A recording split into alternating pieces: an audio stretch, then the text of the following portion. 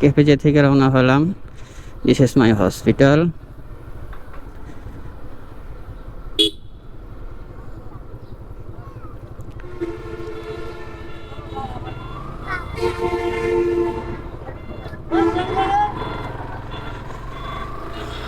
ওকে, গো।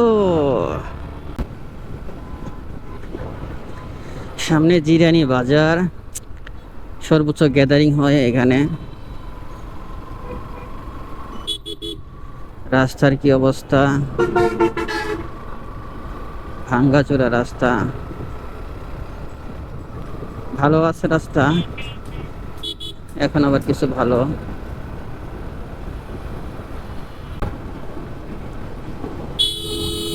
এই যে মামা, কট খাওয়াই দিও না। মাঝে মাঝে মনে হয় যে ফেরেশতারা আইসা পরে হুট করে আচমকা, জানি না কিছু না, আসে তো আসে, আইসা হুট করে আবার ব্রেক মারে। টেসলা গুলা তো আছেই, খালি টেসলা আর টেসলা। দেখে মামা বাদায় না, এই যে বাদাইলো শালার।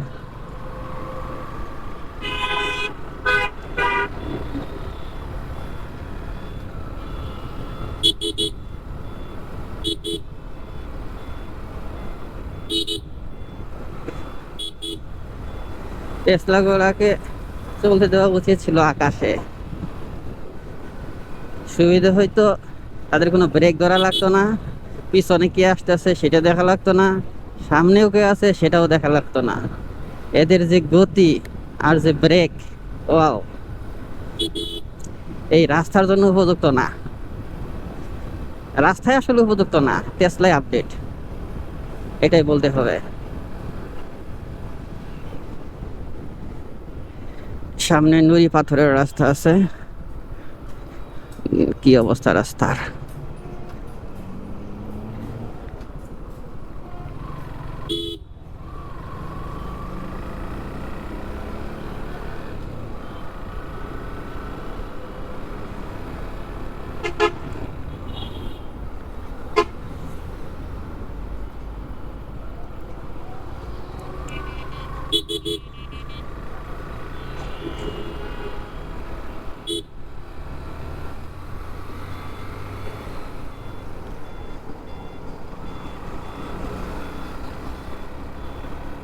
এই লাগছে ভাই, আমাকে যাইতে দিও।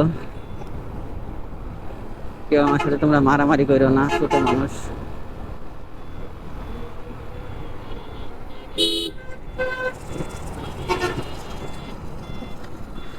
এই তেলের পাম্প থেকে আমি রেগুলার তেল নেই, আজকেও তেল নিব। ওকে ওকে।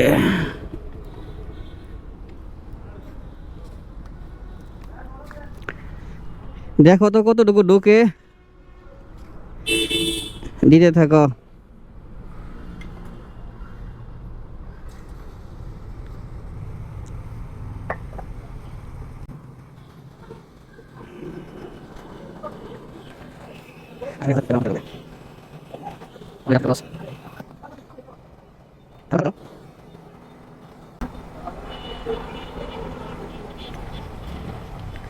আচ্ছা, 70 হয়েছে, 70 হয়েছে, 1070 হয়েছে।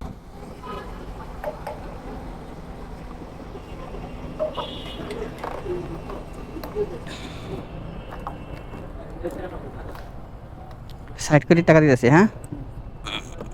মাইলেজ টেস্ট করার যে নিয়মটা সেটা অবশ্যই বলে দিব, আমি আর কি যেটা করি। আচ্ছা, এখন হিসাবটা সহজভাবে বুঝিয়ে দিই। আমার গাড়িতে প্রথম যখন ট্যাঙ্ক ফুল করি তখন 47,209 কিলোমিটার রান ছিল। এরপর আবার যখন আমি ট্যাঙ্ক ফুল করি তখন 47,604 কিলোমিটার চালানোর পরে ট্যাঙ্ক ফুল করি। তো এখন তাহলে এটা বিয়োগ করি, বিয়োগ করার পর 395 কিলোমিটার আমি চালিয়েছি। এই 395 কিলোমিটার চালানোর জন্য আমার তেল খরচ হয়েছে 8.77 লিটার। এখন 395 কিলোমিটারকে আমি যদি 8.77 দিয়ে ভাগ করি তবেই প্রতি লিটারে কত কিলোমিটার যাচ্ছে সেটা আমি পেয়ে যাব। তো সেটা ভাগ করার পর আমি রেজাল্ট পেয়েছি ৪৫.০৩ কিলোমিটার। অর্থাৎ ১ লিটার তেলে আমি ৪৫.০৩ কিলোমিটার পাচ্ছি।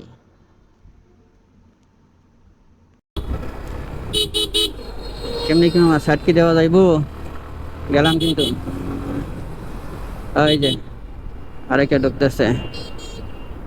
টেসলা তো আছেই, টেসলা নিয়ে আর নতুন করে কিছু বলতে চাই না। টেসলার ঘটনা সবাই জানি আমরা, টেসলারই রাজত্ব। ঢাকা শহরে টেসলা দখল করে ফেলছে, আর তো আমাদের গ্রামের রাস্তা, এটা তো খুবই স্বাভাবিক ঘটনা। আমরা যে রাস্তায় চলতে পারি এটাই তো অনেক কিছু।